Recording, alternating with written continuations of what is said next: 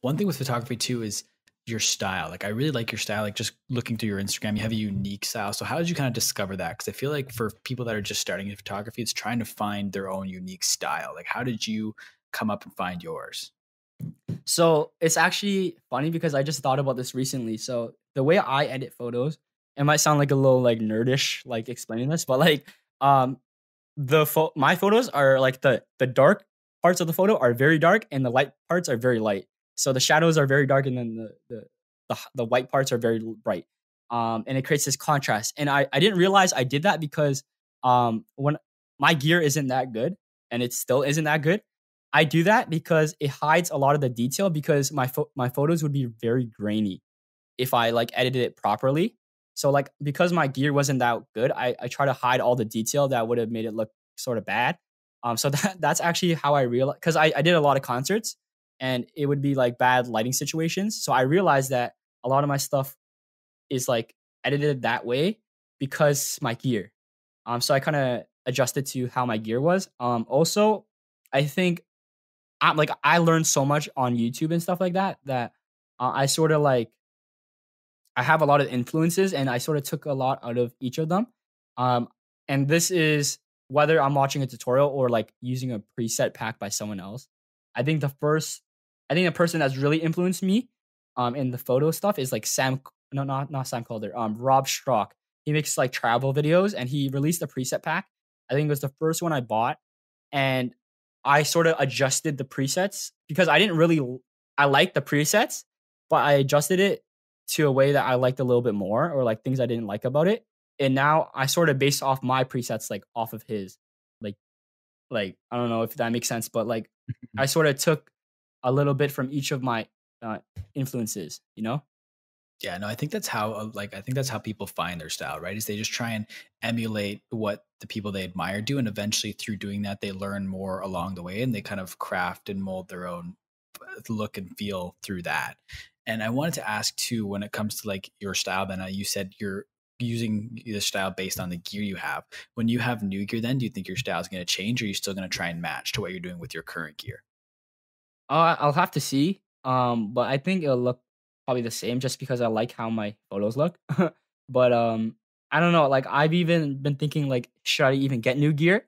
Because like I'm at these concerts and there's people with like my entire like the gear that I bring to concerts is like probably like $1,000 total, right? And then I see these people with $1,000 lenses or $3,000 lenses, right? So at this point, I'm doing fine, and I don't think I need gear until it's like a big opportunity, like I go on tour or something like that.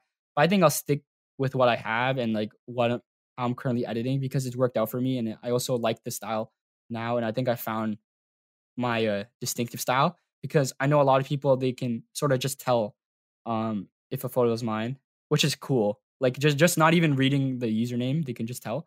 Um, and that's cool. And I'm always experimenting, so it's not like I'm just gonna stay to one thing. I think one thing that really affected my editing was working like with the city of Brampton. So it's a suburb in Toronto. So obviously I can't edit like super experimental, right? So like it sort of made me like reduce like the over editing because I do know I over edit sometimes, and so just the balance between like keeping it very like minimal and experimenting with it. I think I found that balance too, and I think it's just gonna change with time and like the more experiences I have because if I go on tour, it might be a little bit different. I don't know, like it's all like I'm not even thinking about that because I sort of like how my stuff looks like. Yeah, no, that's fair. And for context, what gear are you currently using? So I'm using a Sony A6300. You can go on my website and just look at every single piece of gear I have. Sony A6300, and for concerts, I use a 50 millimeter f1.8, and that's it. So the 50 millimeter is like the entry level like lens, like the first lens you usually get because it's like $200, like $100. It's like the cheapest lens you can get, and that's the one I use. Um, so yeah, like I see people like shooting like my friend, he also shoots concerts, and I don't think he realizes that he needs to like master what like optimize his gear right now before getting new gear because he's always getting new gear, and I don't know, like, I think you should make the most out of your gear before you upgrade or anything like that, because I feel like even with my gear and how long I've used it, I don't even know everything about it. Like, I haven't even used it, like, like, not properly, but used it to its potential. Because I haven't touched 4K. I've never touched 4K video. Like, and, there's that capability, and people talk about 4K video all the time, and I've never touched it. So I feel like there's always something to learn about your gear, and until you master it, you shouldn't really switch. Um, but yeah, that's just my thoughts on it. Yeah, and then so what was the exact gear you were using when you first started your account? Because you said you were kind of doing those gaming videos and stuff with your friends. You didn't really have much gear. So when you started on your own, like what were you using at that time? So I had this laptop. It was really, really bad because so it was like a shared we I shared it with my family, but no one was really using it because it was so old. And like I remember editing on it, and it would take so long because like the keyboard, like a lot of the keys didn't work, and the USB ports didn't work. So like I would record audio on my phone because I couldn't connect a microphone in it or anything. So I would do that, and it would take like 8 hours, like around 8 hours to like render one like 3-minute video. And I remember that, and I used to upload daily, which is crazy. Like when you have an 8-hour video, like it takes 8 hours to just render the video. Um, and then, there's obviously more like recording it and stuff like that. I don't exactly know how I was able to upload daily, but I was using like a really, really bad laptop, and I was using my phone as a mic. At some point I was using my phone as a keyboard, like through a Bluetooth app. I remember that. But yeah, I don't know the laptop name, but it was really bad. And then up until that point, I didn't have any money. When I did start like getting views and stuff like that, which was probably like 6 months in, I could finally afford like a PC. So I was using like a $500 PC for like the next 2-3 years after that. So with like all that in mind, like everything that you did when you were first making videos, what do you say to people who think they need to have like the newest camera or the best laptop in order to start creating and use like the fact that they don't have good enough gear, quote unquote, to make YouTube videos or to start a podcast or whatever it might be? I think they need to realize that a lot of the creators that they're watching probably don't even have that expensive gear. Like I know a lot of people who have 1 million subscribers who literally record and edit on their phone.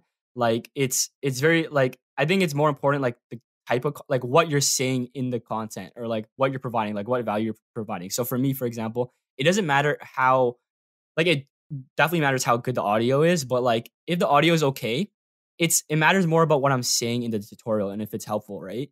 And like it's same thing like if you're doing like comedy skits, like the camera doesn't like the video of like the quality of the video doesn't have to be super sharp in like 4K. It just has to be funny.